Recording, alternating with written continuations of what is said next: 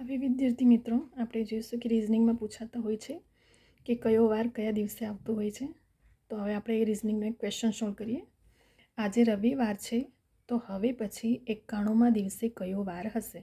તો આપણને અહીં 3 ઓપ્શન આપ્યું છે. તો આપણે સૌથી પહેલાં શું કરશું, અહીં આપણને સંખ્યા આપી દીધી છે 91 દિવસ. તો આપણે શું કરવાનું, 91. તો 91 દિવસને આપણે કેટલા અઠવાડિયાના 7 દિવસ વડે ભાગવાનું. તો 7 × 7, તો 9માંથી 7 જાય તો આપણે કેટલા રહ્યા 2, ઉપરથી ઉતાર્યું 1.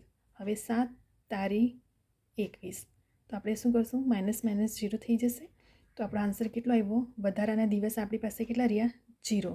તો આપણે શું કરશું, રવિવાર અને જે આપણા વધારાના દિવસો આવ્યા 0 0, તો આપણો શું આન્સર આવી જશે રવિવાર. રવિવારે આપણો શું છે આન્સર છે. હવે અહીં જો વધારાના દિવસો 1 હોતે તો આપણે શું કરીશું, રવિવાર વત્તા 1 +1 કરી દઈશું. તો રવિવારમાં 1 દિવસ વધારાનું ઉમેરશું તો જવાબ શું આવશે, સોમવાર. પરંતુ અહીં આપણને વધારાના દિવસો કેટલા આપ્યા છે, 0 0 આન્સર આપ્યો.